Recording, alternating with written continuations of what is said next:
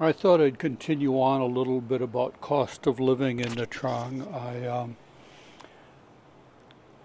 spoke mostly about rental prices in my previous video. I uh, I think if you're curious about the cost of rent and what's available, if you would just Google Nha Trang real estate or rentals or something like that, you'll come to a few different real estate sites. There are also some Facebook groups. Nha Trang Real Estate, I think, has one.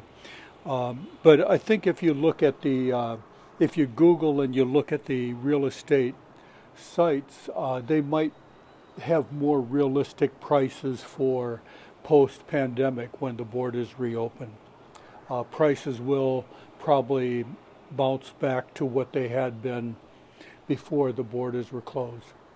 So, yeah, you can probably find reasonably livable places from about $200 on up. Um, I think for me, I kind of felt like maybe the 300 to 400 range would give me something that I wanted to live in for location, for space, things like that.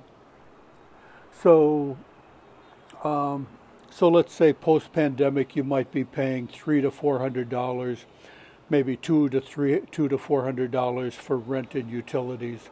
Utilities, I believe, are going to set you back about $50 a month. I tend to average around $600 a month for all other expenses. That is more than I have to. I'd say my bigger expenses are going into the city to foreign restaurants or more upscale local restaurants such as the Louisiana Brew House, um, which makes its own beer, and the uh, the real expense you'll probably find that's going to raise the cost of things isn't going to be food so much, even if you eat at the occasional foreign European type restaurant, but it'll probably be your alcohol consumption if you happen to like alcohol. So Vietnamese beer is quite cheap, and Tiger beer is often roughly the same price. But if you go for craft beers, you could be paying as much as 5 times as much for a bottle of craft beer in a restaurant or bar. Um, Louisiana Brew House is a little bit more reasonable, but even there, you're probably paying at least 2 times the cost of a beer in a local Vietnamese food restaurant. So the average salary, I think I've heard, is around $500 a month for Vietnamese. So in effect, if they can live on $500 a month, a foreigner can probably live considerably cheaper than 1,000 a month. I'm considering 1,000 meaning $400 rent and utilities and $600 a month on food and stuff like that. So yeah, I guess if you want to get by cheaper, you could eat a lot more street food and pick up banh mi, which are the baguette sandwiches, which are pretty much available on about any street corner. And they usually go for about 90 cents. And one of them is relatively filling. Occasionally, if I'm hungrier, I might just make an entire meal of 2 banh mi. So for $1.80, I've gotten pretty much all I need to eat for that meal. Um, so yeah, the the thing is, if you're going to go out to places and you want to drink, say, imported whiskeys or wine uh, or mixed drinks, you can go through more money. And I'm a little bit past the age of the young and restless, so I haven't gone to any of the nightclubs.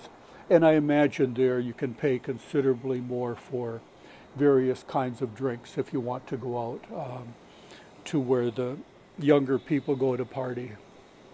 Uh, as I mentioned before, I kind of am focusing this more on retirees who want to kind of find a place where cost of living isn't so much. But anyway, the reality is you're not likely to end up in Vietnam this year. Visas are not being offered, and it probably will be sometime later next year at the earliest before Vietnam opens its gates to foreign tourists. Um, so yeah, the basic survival amount I would say is $1,000 a month for food, lodging, transportation if you don't have a car or motorbike.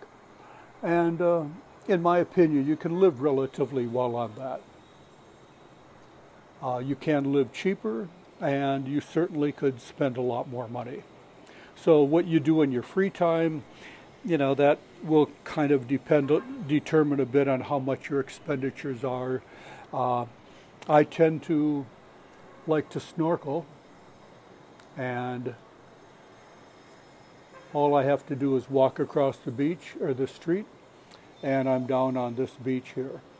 And there is a bit of a coral reef out here. Not the greatest, but it certainly does the trick for me. If you want to do other things like golfing and whatever other kinds of activities you have, they could well cost more, as could things like boat trips and tours around different places. And I agree that having a motorbike would be very nice for getting out of the city, but I just don't really trust myself driving in Vietnamese traffic. There are some unwritten rules to driving which I certainly do not understand. So I guess like what you do in your free time, that could change your expenditures, increase them considerably.